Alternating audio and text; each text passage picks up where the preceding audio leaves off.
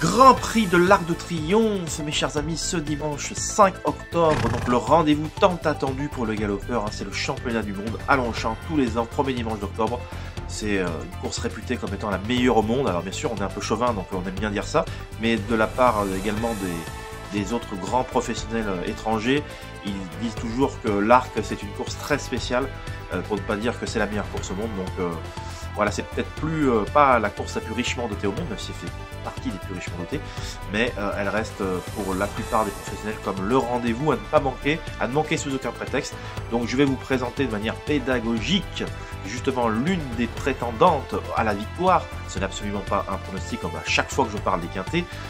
Mettez le jeu de côté pour cette épreuve et regardez ce spectacle vraiment qui vaut le détour, honnêtement.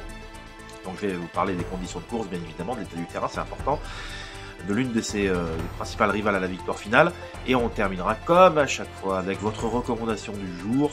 Voilà, ça va être un peu compliqué pour moi de parler jeu ce dimanche parce que c'est tellement des journées extraordinaires. Donc voilà, j'en profite pour te dire de ne vraiment pas hésiter à liker cette vidéo, à partager au plus grand nombre, voilà, et également de t'abonner à cette chaîne si tu le peux. Hein, tu actives la cloche, tu mets toutes les vidéos, parce qu'à l'avenir il y en aura de plus en plus, et je présenterai notamment les jeux de manière pédagogique et tout ce qu'il faut savoir pour ceux qui veulent débuter au niveau des classiques. Donc voilà, n'hésite pas à interagir avec moi, ça me fera un bien terrible. Jiggle.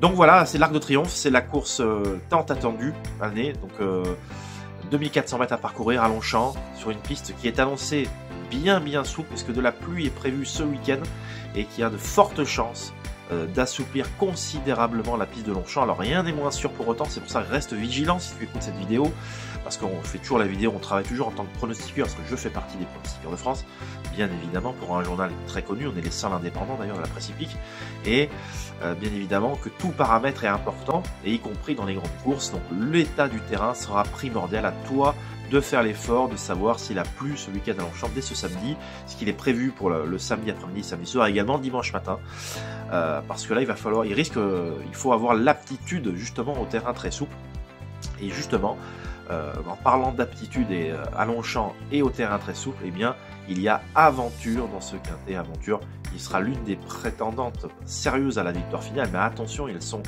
18 à en découdre pour la victoire, on a fait le plein. Et oui, pourquoi on a fait le plein cette année? Parce qu'il n'y a pas un seul concurrent ou une seule concurrente qui se détache. C'est une épreuve très ouverte, alors bien que l'épreuve soit tous les ans un peu ouverte à minima pour les places, il y a quand même des prétendants plus sérieux que d'autres à la victoire, voilà, forcément. Mais voilà, en tout cas, Aventure, qui sera montée par Maxime Guillon, déjà c'est une jument que je voyais très bien l'an dernier, elle était pouliche, puisqu'elle avait survolé les débats dans une belle épreuve à Longchamp, et là j'en avais fait une toute bonne jument, et malheureusement elle n'avait pas confirmé dans le Chantilly, elle n'avait pas suffisamment récupéré de ses efforts, la piste pas assez souple, la distance pas assez longue dans le prix de Diane, hein, voilà, il y a un peu plus d'un an.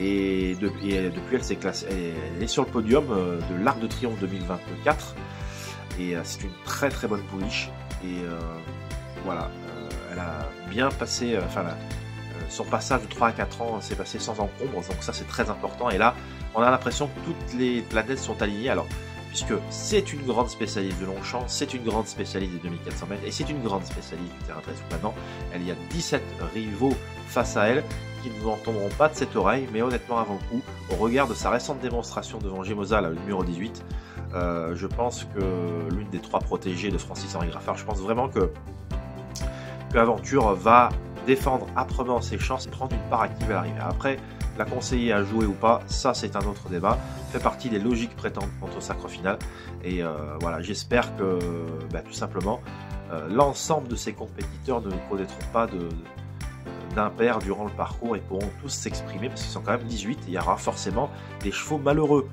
Voilà, alors terminons à présent avec votre recommandation du jour, qui sera dans le prix Marcel Boussac, qui va sacrer la meilleure pouliche de 2 ans en France, sur 1600 mètres, avec la très estimée Diamond Necklace, donc piloté dans l'épreuve d'ouverture, piloté par Christophe Saumillon, parce que vous savez que Saumillon remplace le jockey habituel qui est vraiment souffrant, hein, qui souffre du poignet, donc il le remplacera pour les grandes échéances automnales, et on va faire confiance à Christophe Saumillon, hein, qui n'a pas son pareil pour faire des miracles, même lorsqu'il monte au pied levé. C'est un immense jockey. La pouliche est invaincue en 2 sorties, en faisant à chaque fois des impressions folles. Et elle va affronter nos meilleures pouliches, notamment les 2 Vertémères du bas, et en pouvant les regarder droit dans les yeux. Maintenant, ça reste une course assez ouverte, mais honnêtement, vu les bruits que j'ai, je suis allé voir quand même le Racing Post. Elle est très très estimée. Le Racing Post, c'est l'équivalent du Paris Turf en français, quoi. Mais c'est en Angleterre. Et honnêtement, j'ai vu ces 2 dernières victoires qui m'ont vraiment beaucoup plu. Et même si en face d'elle, il y a des pouliches qui ont également montré beaucoup de moyens, il y a cette incertitude quant à l'état du terrain. Honnêtement, je veux pas assez de recul.